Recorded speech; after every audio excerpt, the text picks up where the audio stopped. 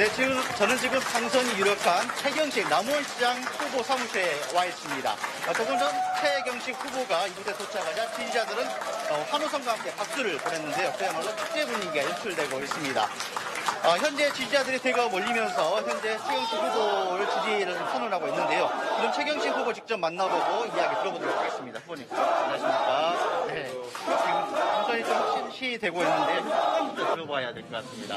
네, 아직도 개표 상황을 지켜봐야 되겠지만 현명하신 시민의 선택에 대해서 엄중한 책임감을 느낍니다.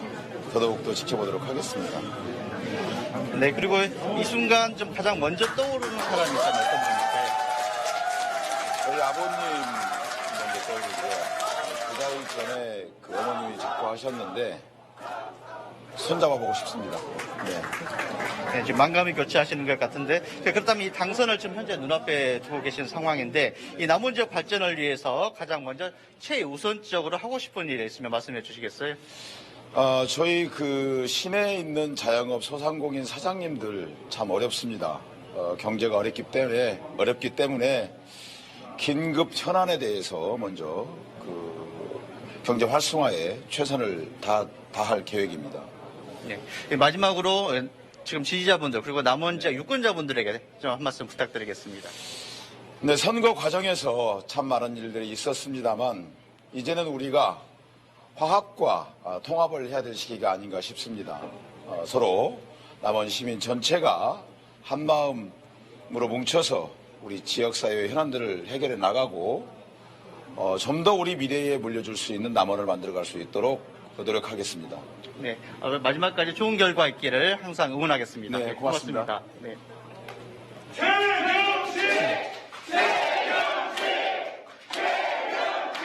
네, 주민들의 기대에 부응하는 이 책임 있는 모습 기대해 보도록 하겠습니다. 이 유권자들의 표심은 현재 남원시 최경식 후보에게 향하고 있습니다. 앞으로 4년간 남원 지역의 변화 관심 있게 지켜봐야겠습니다. 지금까지 최경식 남원시장 후보 선거사무소에서 헬로티비 뉴스 김나옵니다.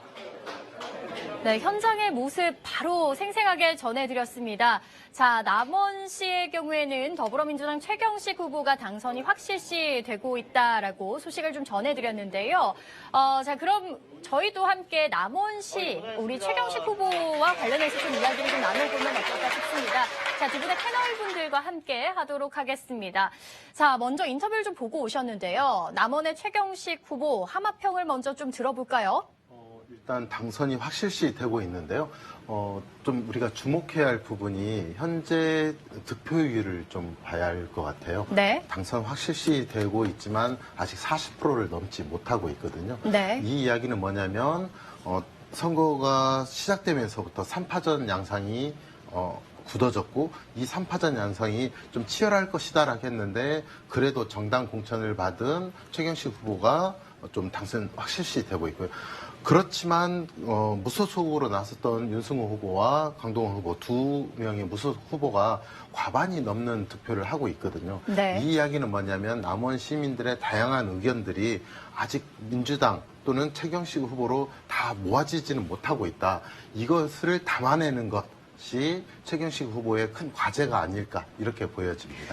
네, 지금 콕 집어서 말씀을 좀 잘 해주셨는데 최경식 후보가 지금 39.13% 현재 기준으로 지금 네. 득표율이기 때문에 40%가 지금 채 안 되는 지금 득표율을 달리고 있지요. 그래서 이런 부분들 좀 생각을 해봐야 될 것 같습니다.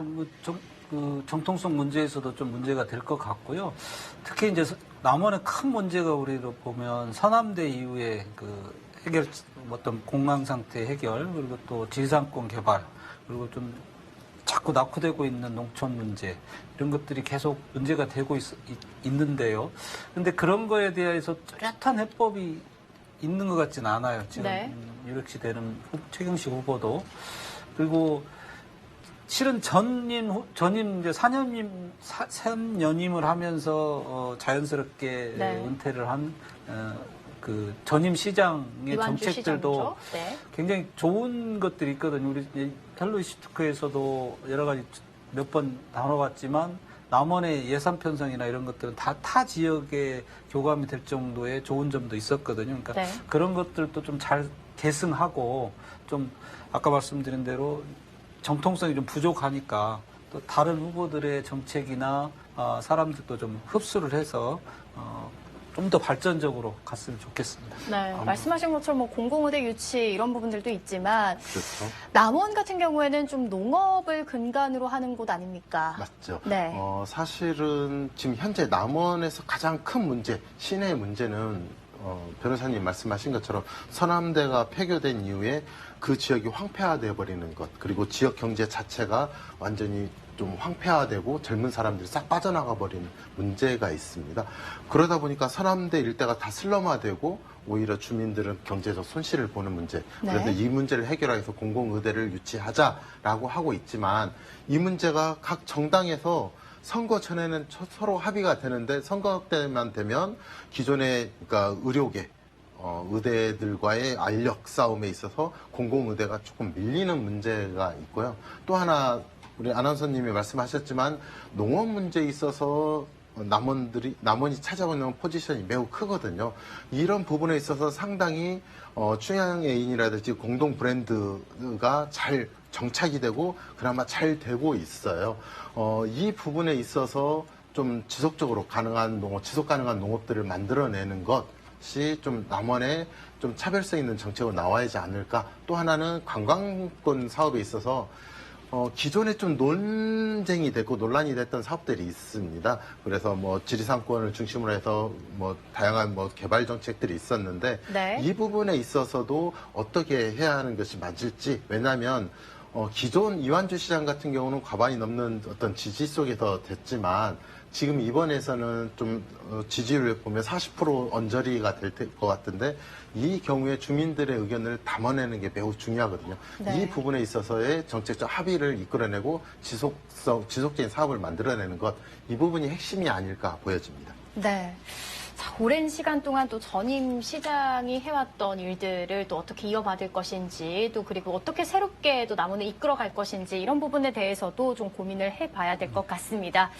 자, 남원시 지금 더민주 최경식 후보가 당선이 확실시 되고 있는 가운데 남원시의 이야기들 저희가 함께 좀 짚어보았습니다.